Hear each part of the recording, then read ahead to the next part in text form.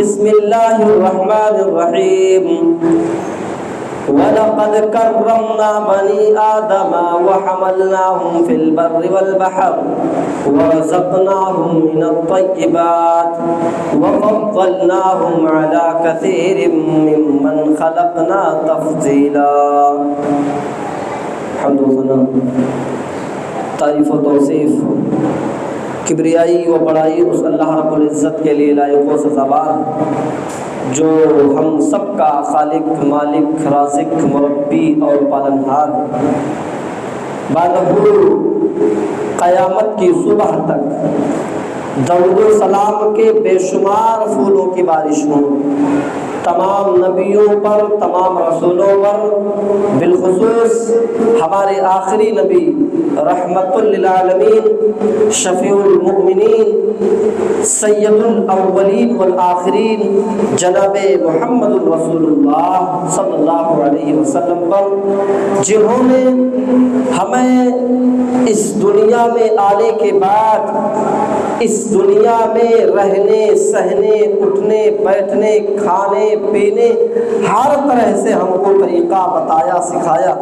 یقیناً ہم کچھ نہیں جانتے تھے، ہمیں انسانوں کے مقام بھی نہیں معلوم تھے کہ ہمیں آپس میں کیسے رہنے چاہیے، ہمارا آپسی تعلقات کیسا ہونا چاہیے، ہمارا اپنے بھائیوں پر، اپنے بیٹیوں پر، اپنے بیٹوں پر کیا حق ہے، بوجھ سمجھا جاتا تھا اولاد کو۔ آج ہم اولاد کی خواہش رکھتے ہیں، وہ بوجھ سمجھا جاتا تھا۔ کوئی بچی پیدا ہوتی تھی تو زندہ دفن کر دیا جاتا تھا، کوئی بچہ پیدا ہوتا تھا تو یہ سوچ کر کہ یار یہ بڑا ہوگا تو ہمارے ساتھ کھائے گا، پیے گا، اس کو قتل کر دیا جاتا تھا۔ کوئی انسان کی جان کی کوئی قیمت نہیں تھی، یہاں تک کہ سیرت کی کتابوں میں آتا ہے کہ اگر کسی کی بکری کسی دوسرے کے کھیت میں چلی جاتی تھی اور دوسرے کے کھیتیوں کو تھوڑا سا کھا لیتی تھی، تھوڑا نقصان کر دیتی تھی، اس بکری کو لے کر کے، اس معاملے کو لے کر کے کئی سال تک جنگیں ہوا کرتی تھی۔ یعنی انسانوں کے جان کی کوئی قیمت نہیں تھی، کوئی قدر نہیں تھی۔ لیکن نبی اکرم صلی اللہ علیہ وسلم کے آنے کے بعد انسانوں کا مقام نبی اکرم صلی اللہ علیہ وسلم نے خود بتایا، اور اللہ رب العالمین نے قرآن کریم میں واضح طور پر کوئی بھید بھاؤ نہیں کہ ارے تم مومن ہو، تم مسلمان ہو تو تمہارا الگ مرتبہ ہے، وہ کافر ہے تو اس کا الگ نہیں، کوئی بھید بھاؤ نہیں۔ قرآن کی سائر پر آپ غور کریے، سورہ بنی اسرائیل آیت نمبر 70 جو میں نے آپ کے سامنے پڑھا ہے، آپ اس پر غور کریے۔ اللہ فرماتا ہے وَلَقَدْ كَرَّمْنَا بَنِي آدم، اللہ فرماتا ہے کہ ہم نے بنی آدم کو یعنی آدم کی اولادوں کو عزت دار بنا دیا۔ اب آدم کی اولاد صرف ہم مسلمان تھوڑی نا، آدم کی اولاد سارے لوگ ہیں، مسلمان بھی ہے، ہندو بھی ہے، سکھ بھی ہے، عیسائی بھی ہے، جینی بھی ہے، بدھسٹ بھی ہے، غرض یہ کہ کسی بھی دھرم کا ماننے والا ہو، سارے انسان یہ آدم کی اولاد ہیں۔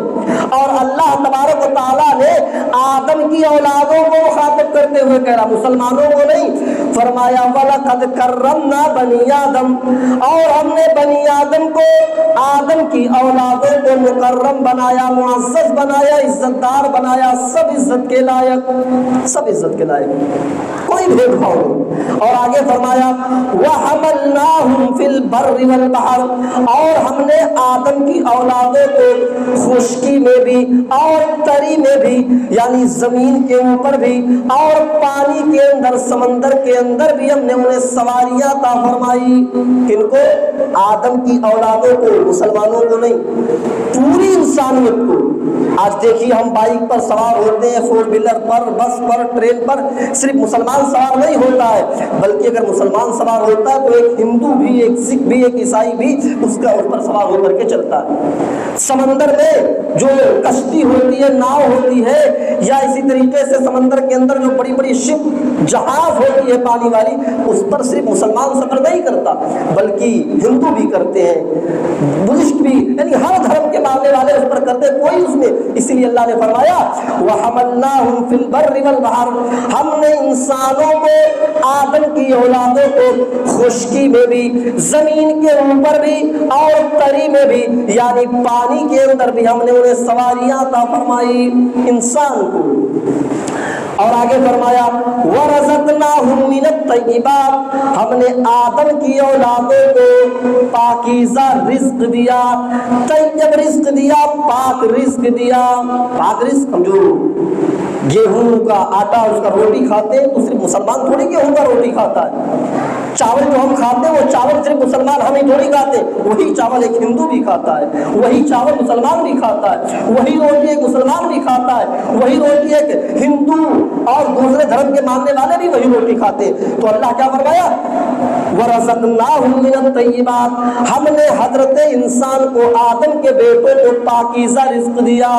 وَرَزَقْنَاهُم مِّنَ الطَّيِّبَاتِ، ہم نے انسانوں کو پاکیزہ رزق دیا۔ وَفَضَّلْنَاهُمْ عَلَىٰ كَثِيرٍ مِّمَّنْ خَلَقْنَا تَفْضِيلًا، اور ہم نے آدم کی اولادوں کو یعنی حضرت انسان کو ہم نے بہت سی مخلوقات پر فضیلت عطا فرمائی ہے، بہت سی مخلوقات پر حضرت انسان کو، آدمیوں کو، انسانوں کو، آدم کی اولادوں کو بہت سی مخلوقات پر فضیلت عطا فرمائی ہے۔ یہ اللہ رب العالمین نے قرآن کریم میں انسانوں کے مقام کو واضح کیا، کوئی بھید بھاؤ نہیں۔ اور جب آپ حدیث پڑھیں گے وہی حدیث اٹھاتا ہوں جو میں نے گزشتہ جمعے میں پڑھی تھی، اس سے پہلے والے جمعے میں پڑھی تھی، اس حدیث کا دوسرا ٹکڑا اسی سے ملتا جلتا۔ الایمان بضع وسبعون شعبۃ فافضلها قول لا الہ الا اللہ، ایمان کی 70 سے زیادہ برانچز ہیں، 70 سے زیادہ شاخائیں ہیں، ان میں سب سے افضل شاخ فافضلها قول لا الہ الا اللہ، سب سے پہلی شاخ اور سب سے افضل شاخ لا الہ الا اللہ ہے۔ اب اس پر میں کوئی بات نہیں چھیڑوں گا، کیوں؟ کیونکہ گزشتہ جو 2 جمعے سے میں نے لا الہ الا اللہ پر بہت ساری باتیں بتا دی ہیں، اب اگر آج بھی اسی پر چھیڑ دوں گا تو سارا ٹائم ختم ہو جائے گا، اس لیے آج اس حدیث کا جو دوسرا ٹکڑا ہے، میں نے بتایا تھا نا اس حدیث میں 3 چیزوں کا تذکرہ ہے، تو پہلی چیز میں نے ذکر کر دیا تھا گزشتہ دوسرے جمعے میں، اور اس سے پہلے بھی۔ آج دوسری چیز سنیے، دوسری چیز کیا ہے؟ الایمان بضع وسبعون شعبۃ فافضلها قول لا الہ الا اللہ، ایمان کی 70 سے زیادہ شاخائیں ہیں، ان میں سب سے پہلی شاخ لا الہ الا اللہ کا اقرار کرنا ہے۔ وَأَدْنَاهَا إِمَاطَةُ الْأَذَىٰ عَنِ الطَّرِيقِ، وَأَدْنَاهَا إِمَاطَةُ الْأَذَىٰ عَنِ الطَّرِيقِ، ایمان کا سب سے کمزور درجہ، سب سے لاسٹ درجہ، سب سے پہلا درجہ لا الہ الا اللہ، اور سب سے لاسٹ درجہ، سب سے کمزور درجے کا ایمان یہ ہے کہ راستے سے تکلیف دہ چیز کو ہٹا دینا، یہ ایمان کا ایک حصہ ہے۔ در حقیقت میں نے موضوع اٹھایا انسانیت پر۔ اب اگر کوئی راستے میں تکلیف دہ چیز پڑی ہوئی ہے اور آپ جا رہے ہیں، آپ نے دیکھ لیا یار کوئی تکلیف دہ چیز پڑی ہے، آپ نے اس کو اٹھایا اور ہٹا دیا، یہ سوچ کر کے ہٹایا کہ یار ہٹا دے ورنہ کسی بچے کے پیر میں لگ جائے گا، کسی عورت کے پیر میں لگ جائے گا، کوئی بڈھا گر جائے گا ابھی، آپ نے انسانیت کے ناطے ہٹا دیا کہ کسی انسان کو تکلیف نہ پہنچے، یہ انسانیت ہے، یہ مانوتا ہے، لیکن اس انسانیت کو اللہ کے نبی جناب محمد رسول اللہ صلی اللہ علیہ وسلم نے ایمان کا حصہ قرار دے دیا، ایمان کا حصہ۔ یہ انسانیت راستے سے تکلیف دہ چیز ہٹا دینا، ہمارا ہی بیٹا گر سکتا ہے، ہمارا ہی باپ جا کر کے ٹھوکر کھا سکتا ہے، لیکن اس کو ہٹا دینا ایک انسانیت ہے۔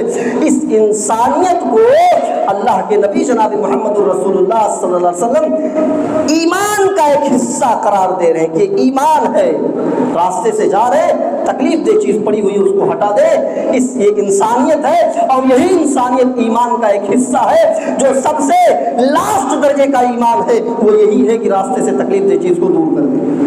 اللہ نے آپ کو نواز دیا، آپ کے پاس 4 ویلر ہے، بڑی گاڑی ہے، آپ جا رہے ہیں 4 ویلر پر، اور آپ نے دیکھا کوئی راستے میں تکلیف دہ چیز پڑی ہوئی ہے، اسلام کا تقاضا یہ ہے کہ آپ روک دیجئے 4 ویلر کو، آپ بائک کو روک دیجئے، اتریے گاڑی سے اور تکلیف دہ چیز کو ہٹا دیجئے. یہ انسانیت ہے اور یہ انسانیت ایمان کا ایک حصہ ہے جو حدیث میں بتایا گیا. فافضلها قول لا الہ الا اللہ وادناها اماطۃ الاذى عن الطریق. یہ راستے سے تکلیف دہ چیز کو ہٹا دینا ایمان کا ایک حصہ ہے. اچھا اب ایک چیز اور سن لیجئے, اس پر میں نے بہت دن پہلے روشنی ڈالا تھا لیکن آج اس کا اپوزٹ سن لیجئے. راستے سے تکلیف دہ چیز کو ہٹا دینا ثواب کا کام ہے, لیکن راستے میں اگر کوئی تکلیف دہ چیز ڈال دیتا ہے, راستے میں کوئی تکلیف دہ چیز پھینک دیتا ہے تو یہ گناہ کا کام ہے. راستے سے تکلیف دہ چیز کو ہٹا دینا اگر ثواب ہے تو راستے میں تکلیف دہ چیز کو ڈالنا, پھینکنا اور دوسروں کے لیے پریشانی بننا یہ گناہ کا کام ہے. آپ کیلا کھاتے ہوئے جا رہے ہیں بیچ سڑک پر اور کھایا بیچ سڑک پر چھلکا پھینک دی. مسجد سے نکلے نماز پڑھ کر کے کھکھارا اور بلغم تھوک دیا مسجد کے باہر, ناک ہی جھاڑ دیا مسجد کے روڈ پر, مسجد کے سامنے یا کہیں روڈ پر. یہ کیلے کا چھلکا, یہ بلغم, یہ تھوک, یہ ناک, یہ ساری چیزیں تکلیف دہ چیز میں شامل ہو رہی ہیں. لوگوں کو اس سے گھن ہاتھ آتی ہے. اب مسجد کے باہر یا سڑک پر تھوک پڑا ہوا ہے, بلغم پڑا ہوا ہے, اب ہم دیکھ کر کے ہمیں گھن آ رہی ہے, اس سے بچ رہے ہیں, اس سے بچ رہے ہیں. اور بہت سارے کمزور دل کے آدمی اس کو دیکھ کر کے الٹی بھی کر دیتے ہیں. تو یہ تکلیف دہ چیز زمرے میں شامل ہو رہے ہیں. اس چیز سے آپ بچیے. راستے میں تکلیف دہ چیز, کسی کے لیے تکلیف دہ چیز مت پھینکیے. اگر آپ پھینک رہے ہیں تو گنہگار ہو گئے. اسی طریقے سے یہی نہیں, آپ جا رہے ہیں گاڑی سے, چوراہے پر پہنچے, چوراہے پر سڑک پر گاڑی کو پارک کر دیا, روک دیا اور چلے گئے کرانہ مرچنٹ کی دکان پر. 1 کلو دال, چینی, تیل خرید رہے ہیں اور آپ نے گاڑی غلط جگہ پر پارک کر دیا, جس کی وجہ سے اب آنے جانے والے لوگوں کو پریشانی ہو رہی ہے, دقت ہو رہی ہے, تکلیف ہو رہی ہے. یہ گاڑی کو غلط جگہ پر پارک کرنا بھی اماطۃ الاذى عن الطریق کے زمرے میں شامل ہو رہا ہے. آپ کیوں ایسی جگہ پر گاڑی کھڑی کر رہے ہیں جس کی وجہ سے لوگوں کو آنے جانے میں تکلیف ہو, لوگوں کو پریشانی ہو؟ جو پارک کا جگہ ہو وہاں لے جا کر کے آپ گاڑی کو پارک کریں بیچ سڑک میں. اب ہمیں حدیث یاد آ گئی, اماطۃ الاذى عن الطریق, راستے سے تکلیف دہ چیز کو ہٹا دیں. ہمیں حدیث یاد ہے, میں نے سوچا چلو یار کسی کی گاڑی بیچ راستے میں کھڑی ہوئی ہے, ہٹا دیں. اب جیسے ہی میں نے بائک چھوا ہٹانے کے لیے, میری بائک کیوں چھو رہا ہے؟ ارے بھائی بیچ راستے میں کھڑی ہے. ارے تیرے باپ کا راستہ ہے, تیرے باپ کا راستہ ہے, تو میری گاڑی کو لڑنے پر آمادہ ہو جاتے. میرے بھائیوں, یہ سب تکلیف دینے چیز کے زمرے میں شامل ہو رہی ہے. اس چیز سے آپ بچیے. اسی طریقے سے بیٹے کی شادی ہے, بیٹی کی شادی ہے, ولیمہ کرنا ہے, بارات آنی ہے, آپ نے گھر کے سامنے سامیانہ لگا دیا, گھر کے سامنے ٹینٹ لگا دیا اور روڈ تک لگا دیا. اب کوئی آدمی گاڑی سے آ رہا ہے, آپ نے اس کو روک دیا, بھائی ٹینٹ لگا ہوا ہے, آپ ایسے نہیں جا سکتے ہو, آپ اس راستے سے جائیے. اب جو شارٹ کٹ راستہ تھا وہ شارٹ کٹ راستہ چھوڑ کر کے لانگ کٹ راستے سے جا رہا ہے جو 2-3 کلومیٹر اور اس کو لمبا سفر کرنا پڑ رہا ہے. یہ بھی تکلیف دہ چیز کے زمرے میں شامل ہو رہا ہے. وَعَدْنَاهَا اماطۃ الاذى عن الطریق, راستے میں تکلیف دہ چیز کو ہٹا دینا یہ ایمان کا ایک حصہ ہے میرے بھائی. اسی طریقے سے رمضان کا مہینہ جب آتا ہے, رمضان کا مہینہ بابرکت مہینہ ہے, بڑا برکتوں والا مہینہ ہے. رمضان کا مہینہ آتے ہی نیکیوں کا ایک ماحول بن جاتا ہے. کیا ہوتا ہے اس مہینے میں خرافات؟ رات جیسے آدھی رات بیتتی ہے, مسجد کا لوڈ اسپیکر چالو کر دیا جاتا ہے اور پھر 2 بجے سے اعلان ہونا شروع ہو جاتا ہے, حضرات مسجد کی گھڑی میں اتنا بج چکا ہے, ماں بہنوں سے گزارش ہے کہ وہ جلد سے اٹھ کر کے سحری بنا لے. یہ چیز بھی تکلیف دہ چیز کے زمرے میں شامل ہے. رات میں مسجد سے جگانا, اعلان کرنا, یہ چیز بھی تکلیف دہ چیز میں شامل ہے. اب آپ کہو گے حافظ صاحب آپ بھی تو رمضان میں اعلان کرتے تھے, آپ بھی تو بولتے تھے. تو میرے بھائیوں یہ گاؤں آپ کا ہے, آپ ہی لوگوں نے تو کہا تھا بولنے کے لیے, آپ لوگوں نے بولنے کے لیے کہا تھا. اور ایک دن ایسا ہوا تھا نہیں اٹھ پایا تھا تو بہت سارے لوگ پوچھنے لگے حافظ جی آج سوئے گئے رہے ہو, کہا آج نہیں جگہ ہو. آپ لوگوں نے کہا، جبکہ اس معاملے میں ناانصافی بھی ہوئی، کسی کو آپ نے جگانے کے لیے اس کا معاوضہ دے کر کے خوش کر دیا اور کسی کو اس کا معاوضہ مانگنے کے بعد بھی بھری میٹنگ میں نہ دے کر کے اس کو محروم کر دیا، اور پنچایت میں بیٹھنے والے سارے لوگ سر جھکا کر کے بیٹھے رہ گئے۔ تو میرے بھائیوں، میں کہنا یہ چاہتا ہوں کہ آپ کیوں دوسرے کے اوپر محتاج بن رہے ہیں؟ یہ ٹیکنالوجی کا دور ہے، یہ ترقی یافتہ دور ہے، اس دور میں گھڑیوں کے اندر الارم ہوتا ہے، موبائل کے اندر الارم ہوتا ہے۔ آپ کو معلوم ہونا چاہیے کہ کب سحری کا وقت ہے، شروع ہو رہا ہے، کب ختم ہو رہا ہے، افطاری کا ٹائم کب ہو رہا ہے۔ آپ کو یہ ساری چیزیں خود معلوم ہونی چاہیے۔ آپ روزہ رکھ رہے ہیں، آپ کو معلوم ہونا چاہیے۔ نہیں، جب تک مسجد سے اعلان نہیں ہوگا ہم نہیں اٹھیں گے۔ مسجد سے اعلان ہوتا ہے، کس حدیث میں لکھا ہے کہ مسجد سے جگانا بہت ثواب کا کام ہے۔ میرے بھائیوں، آپ مسجد سے جگاتے ہیں، آپ کو معلوم ہونا چاہیے جن روزے داروں کو جگایا جاتا ہے، یہ مسجد کی آواز صرف انہی کے کانوں میں نہیں جاتی ہے، بلکہ گاؤں میں رہنے والے غیر مسلموں کے کانوں میں بھی جاتی ہے۔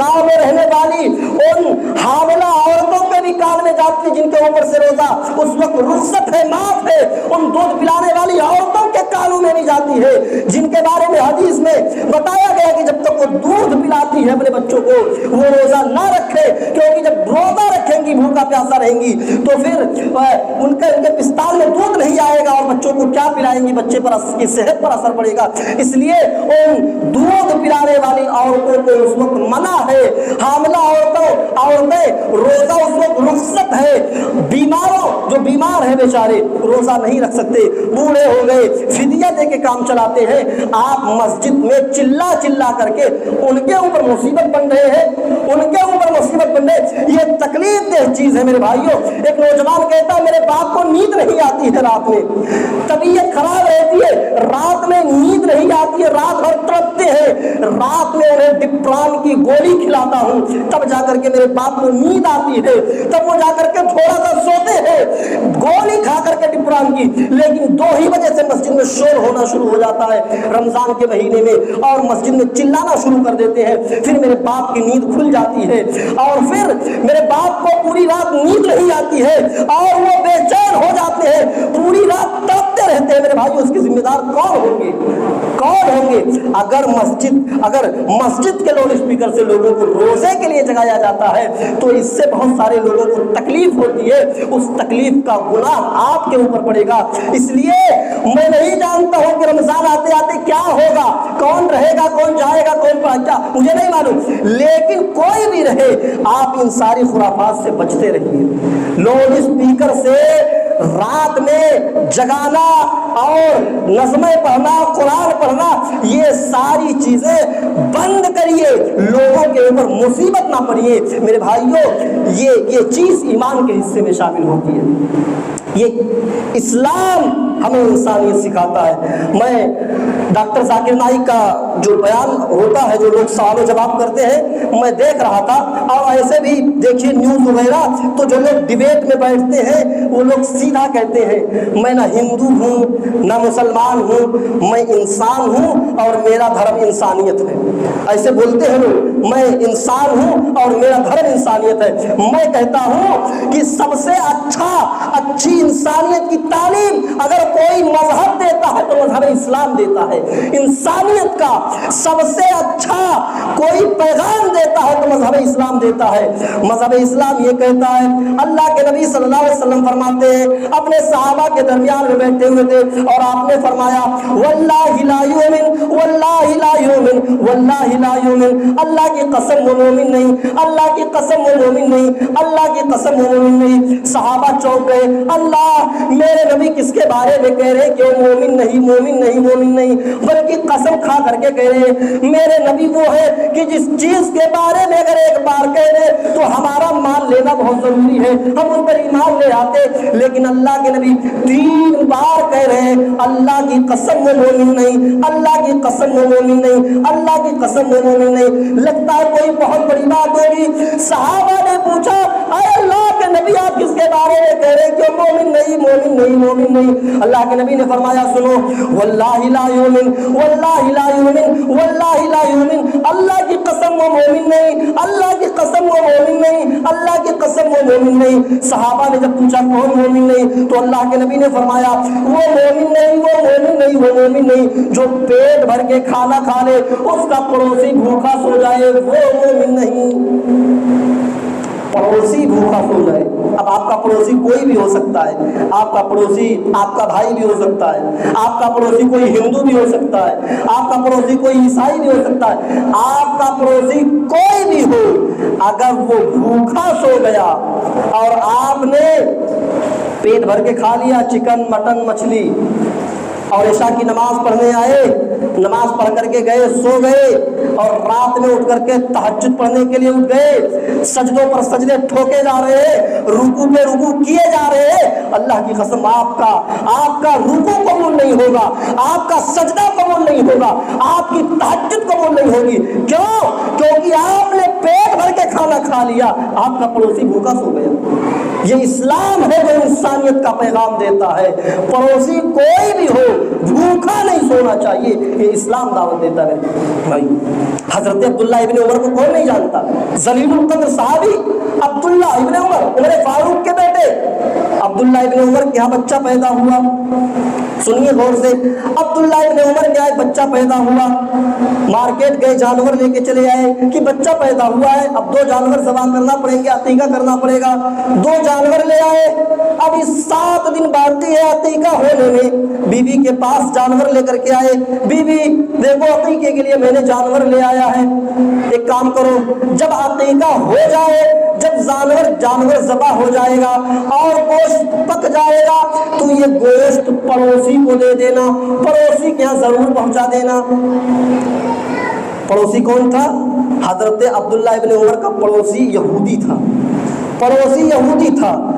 حضرت عبداللہ ابن عمر اپنی بیوی سے کیا کہتے ہیں؟ جب گوشت پک جائے تو پڑوسی کو دے دینا، بھولنا نہیں، یہودی پڑوسی کو دے دینا۔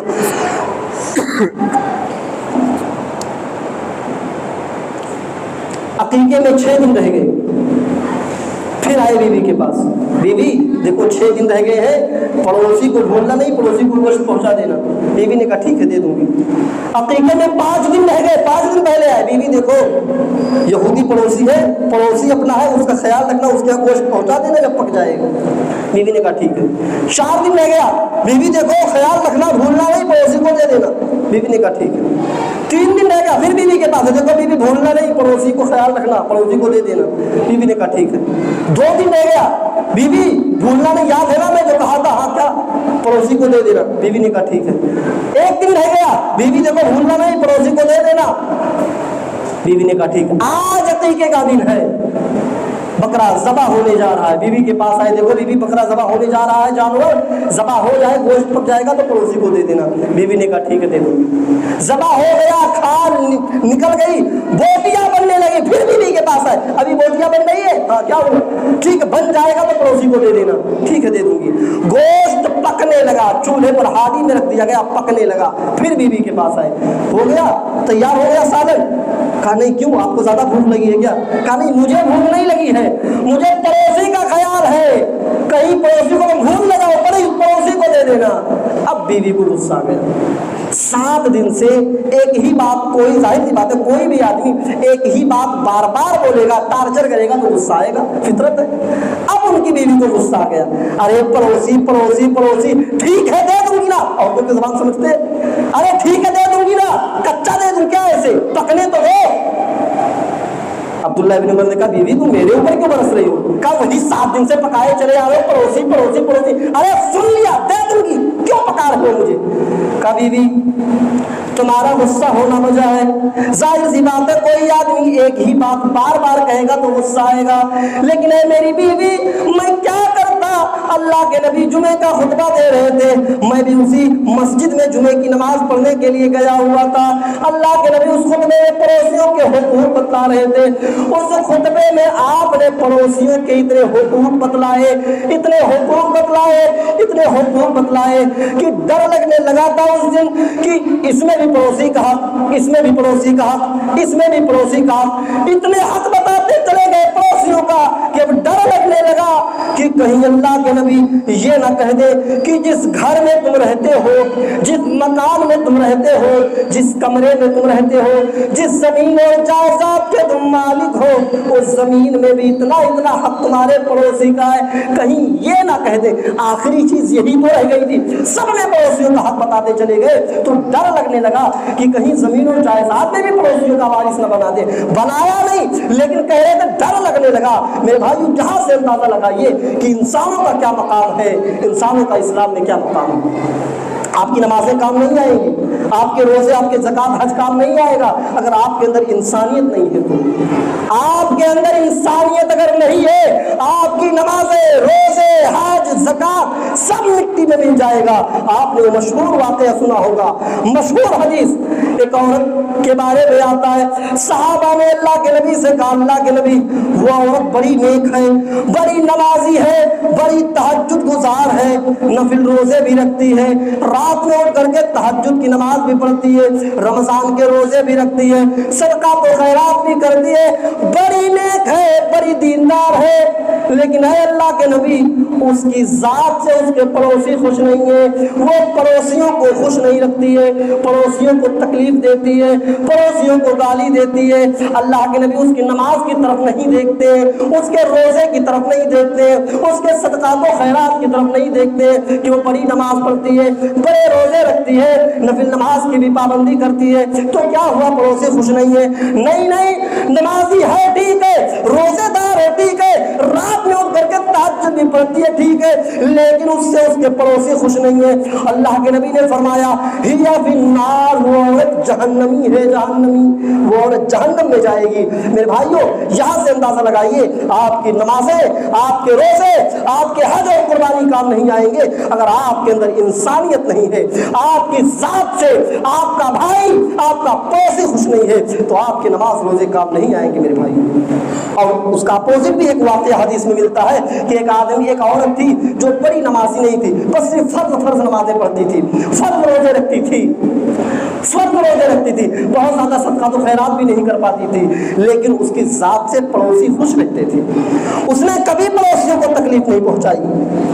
جب اللہ کے نبی سے بات کہی گئی کہ اللہ کے نبی عورت کو صرف فرض پڑھتی ہے، کوئی بہت زیادہ نیک عمل نہیں کرتی ہے، فرض نمازیں پڑھ لیتی ہے، فرض روزے رکھ لیتی ہے، تھوڑا بہت صدقہ خیرات کر دیتی ہے بس، اللہ کے نبی صلی اللہ علیہ وسلم نے فرمایا، جب صحابہ نے کہا لیکن پڑوسی خوش رہتے ہیں اس سے، اس کے اخلاق بہت اچھے ہیں، اس کے کردار بہت اچھے رہتے ہیں، تو اللہ کے نبی نے اس کا اخلاق دیکھ کر کے، وہ انسانیت اس کے اندر تھی، اس سے اس کے پڑوسی خوش تھے، اللہ کے نبی نے فرمایا ہِیَ فِی الجنہ، یہ عورت جنتی ہے، یہ عورت جنت کے اندر داخل ہوگی۔ تو میرے بھائیو یہاں سے آپ اندازہ لگائیے انسانیت کا مقام کیا ہے، اسلام میں انسانوں کا مقام کیا ہے۔ اگر آپ کے اندر انسانیت ہے اور نماز صرف فرائض چیز کو آپ انجام دے رہے ہیں، اللہ کے نبی ایسے لوگوں کے، ایسی عورت کے بارے میں فرماتے ہو جنتی ہے۔ لیکن اگر آپ کتنا ہی صدقات و خیرات کرتے ہو، کتنا ہی نمازی ہو، تہجد گزار ہو، لیکن اگر آپ کے اندر انسانیت نہیں ہے، ایسی عورت کے بارے میں صاف اللہ کے نبی نے فرمایا ہِیَ فِی النَّارِ، وہ جہنمی ہے۔ تو میرے بھائیو انسانیت کے مقام کو سمجھو، ایک دوسرے کا خیال رکھو، جب ایک دوسرے کو خیال رکھو گے تو اللہ خوش ہوگا۔ اور ایک چیز بتا دوں، جب اللہ خوش ہوتا ہے، جب اللہ اپنے بندے سے خوش ہوتا ہے تو آسمان سے بارش نازل کرتا ہے، یہ اللہ کے خوش ہونے کی پہچان ہے۔ جب اللہ خوش ہوتا ہے تو آسمان سے بارش نازل کرتا ہے۔ اس لیے اپنے اندر انسانیت پیدا کریے، آپ اپنے بھائیوں کا خیال رکھیے، پڑوسیوں کا خیال رکھیے، کوئی بھی آپ کا پڑوسی ہو خیال رکھیے، انسانیت کیا درس دیجیے لوگوں کو۔ میرے بھائیوں اللہ خوش ہوگا، اور اللہ جب خوش ہوگا تو آسمان سے موسلا دھار بارش نازل کرے گا۔ اللہ تعالیٰ سے ہم دعا کرتے ہیں اے رب العالمین ہمیں انسانیت کے مقام اور مرتبے کو سمجھنے کی اور اس کو پورا کرنے کی توفیق عطا فرما۔ اے رب العالمین ہمیں زیادہ سے زیادہ نیک عمل کرنے کی توفیق عطا فرما۔ اے رب العالمین ہمارے اوپر تو رحمت کی بارش نازل فرما۔ اے رب العالمین ہم پریشان ہیں، ہماری کھیتیاں برباد ہو رہی ہیں، رب العالمین تو آسمان سے رحمت کی بارش نازل فرما۔ اے رب العالمین ہماری ہر چھوٹی بڑی گناہوں کو معاف فرما دے، ہماری ہر چھوٹی بڑی نیکیوں کو قبول فرما لے۔ اے رب العالمین ہمیں ایک بنا، نیک بنا، اپنا اور اپنے نبی کا چاہنے والا بنا۔ جب تک تو ہمیں زندہ رکھ ایمان و اسلام پر، جب ہم سب کا خاتمہ ہو تو ایمان پر۔ اقول قولی ھذا استغفر اللہ لی ولکم ولسائر المسلمین فاستغفروہ انہ هو الغفور الرحیم۔